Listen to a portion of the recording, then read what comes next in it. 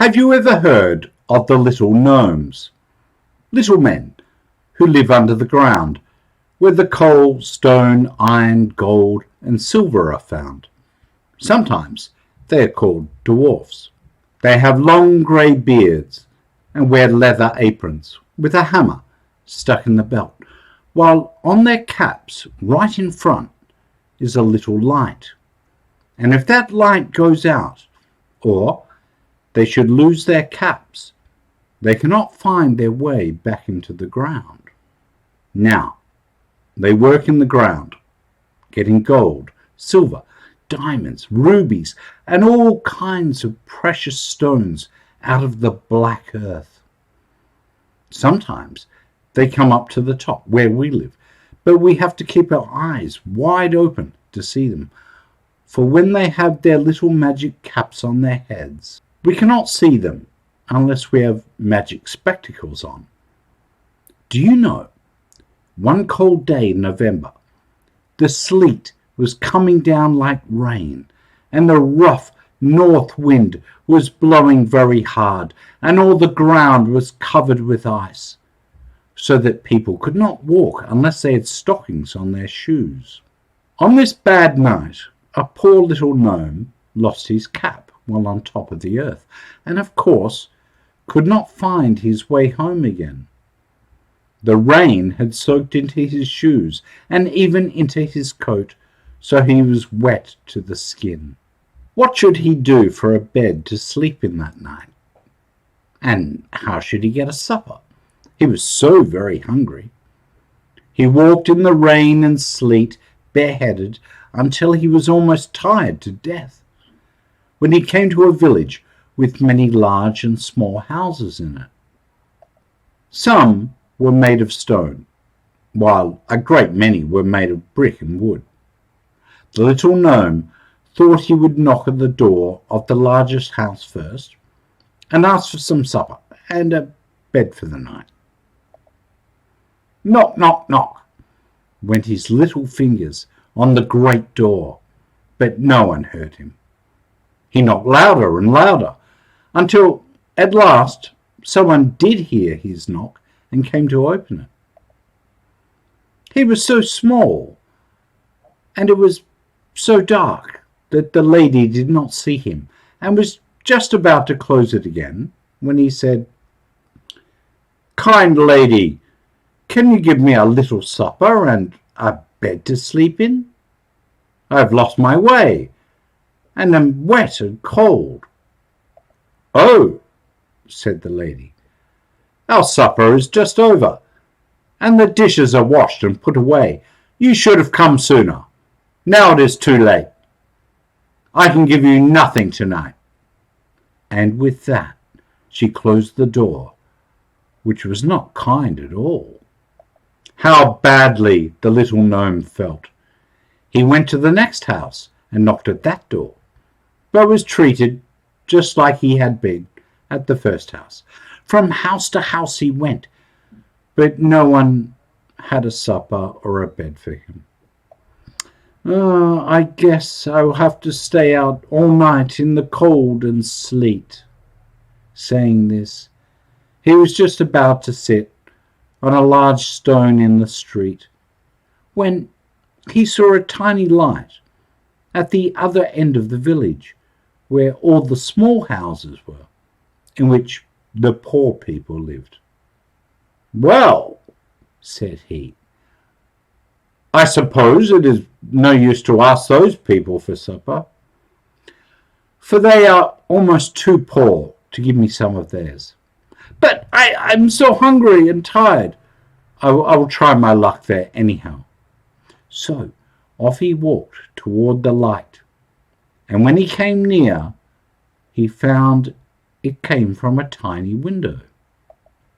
This window was in the front wall of a little house that looked as if it would fall to pieces. Before he knocked at the door, he went to the window and peeped in. And just think, he had to stand on his tiptoes to see into the room. He was so very small. This is what he saw. A clean little room in the middle of which stood a table with a clean white tablecloth spread upon it, and 2 cups, 2 plates, 2 knives, 2 forks, and 2 spoons. There was a little girl at the open fire stirring something which was boiling in a small iron pot. A little boy stood close by talking to the little girl, and soon he walked away and set 2 chairs at the table. When the little gnome had seen all this, he said to himself, "Oh, how poor they must be! They have only 2 of everything. I'd better not ask for supper, but, however, I will try them." So, rap, rap, rap at the door. And he did not have to wait a second when the little boy opened it and said, "Why, little man, where do you come from this cold night? Come right in and dry your clothes at our fire and have some supper." You see, he did not even have to ask for supper here. When he came in, the little boy took off his wet coat and hung it upon a nail to dry.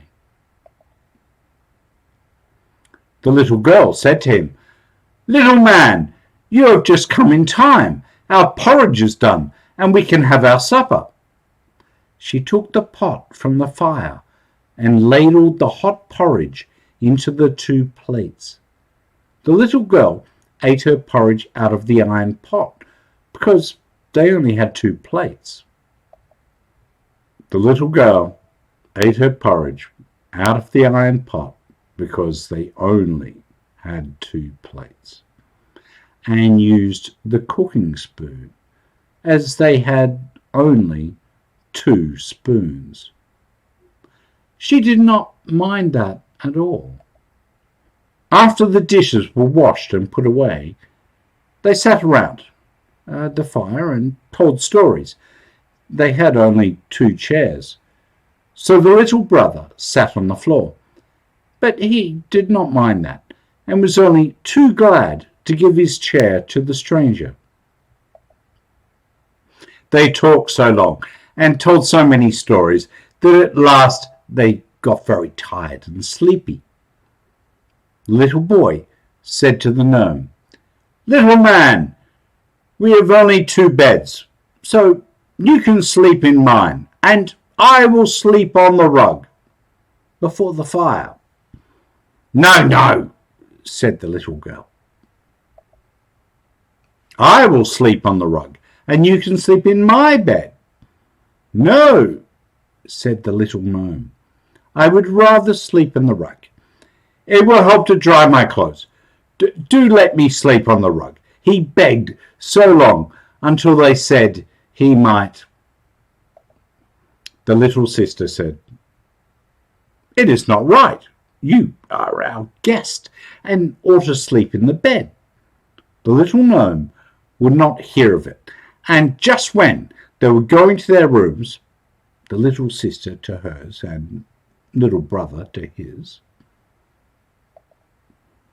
the little gnome said to them, "Now, before you say good night, tell me, where are your parents?" They then told him they had died, and they, the little sister and brother, lived together and wished always to do so. "Well," said the little man, "because you have been so kind to me, I will grant you 3 wishes. Whatever you wish shall come true. So wish for anything you would like very much to have." "No," said the little sister. "Brother, do let us wish for a house upon the hill. Then the water could not come into our house, as it does in the springtime when the river rises." "Yes, yes," said the brother. "You know every spring the water comes up into the house, and we have to move all of our furniture into the attic, and it always makes us sick. The house is so damp. Yes, that is what we will wish for." "That is a good wish," said the little gnome. "Now you have 2 left. What shall they be?" "Let it be a tree before the door and a little bench under the tree, so we can sit there and see the sunset and the boats come up the river." "That is a nice thing to wish for. But what shall the 3rd wish be? Make haste and tell me. It is getting very late." They could not think of anything they wanted. At last the little brother cried out and clapped his hands. I have the 3rd wish." "Why, don't you know, little sister, we will not always be young as we are now, and after a while deep wrinkles will come into our faces, our eyes will grow weak, and our hair grow white. Then we will have to die. I'm sure you will not want to die before I do, and I not before you. So do you not think our last wish ought to be, after we have lived happily together for so many years, we would like the angel of death to come and kiss us both at once and take us up to heaven together?" "Oh, yes," said the little sister. "Let that be our 3rd wish, little man." He said it would be, and with that they all went to bed. The little gnome only pretended to sleep, for when everything was quiet and he was sure little sister and brother were sound asleep, he got up very softly, opened the door as quietly as a fairy would do, and went out into the night. The clear moon was peeping from behind the flying clouds. When he had walked to the foot of the hill, he took a little whistle from his pocket, put it up to his mouth, and blew such a shrill, sharp whistle, and the funniest thing happened. Just think, the ground opened, and so many little gnomes, each with a cap and light on his head, came jumping out of it. They all went up to our little gnome, shook hands, and said to him, "We found your cap. It had fallen into a cave when you were digging for silver. Here it is, put it on." Then they asked what they were called upon to do. Some were carrying saws, others planes, hammers, spades, boxes of nails, and planks. He told them how kind little brother and sister had been to him, and how they'd wished for a house on the hill. They all went to work, and in a few hours the house was finished. Then they made a bench, and one of the little gnomes took a seed from his pocket, dug a hole in the ground, planted it, and in a few minutes 2 little green leaves peeped out.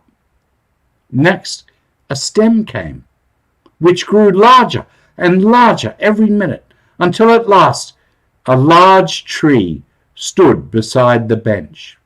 After this, the little gnomes went into the ground again.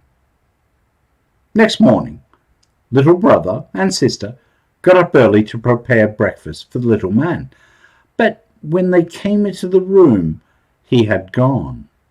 "Well," said the brother, "I suppose he had a long journey to make and got up before daybreak." He went to the window and looked out, and when he looked up at the hill, he could hardly believe his eyes, for up on the hill was a house and bench and even the tree they had wished for. After breakfast, they moved in and spent a pleasant time up there. They sat on the bench at sunset and saw the boats come up the beautiful river. One evening, after many years, little brother and sister were sitting on the bench together. They said to each other, "We must be getting quite old now, for I can hardly see the boats as they come up the river." "Your hair is getting as white as snow, little sister." "And so is yours, little brother," she said. "Is it almost time for the angel to come?" the little girl answered. "Dear brother, look at that lovely pink cloud sailing in the sky. Does it not look like a boat?" "Yes, it does," said the brother. "And I see something white in it. Do you not see something white in it also? Why, see, it is coming this way, nearer and nearer." Sure enough, it was an angel, as white as snow, with silver wings, sailing in a pink cloud boat. And when it came up close to where the little brother and sister sat, it stepped out. Oh, so softly. It went up to them, kissed them both on the forehead, and they closed their eyes and went to sleep. Then the angel took them up to heaven at once, and their third wish was fulfilled. The end.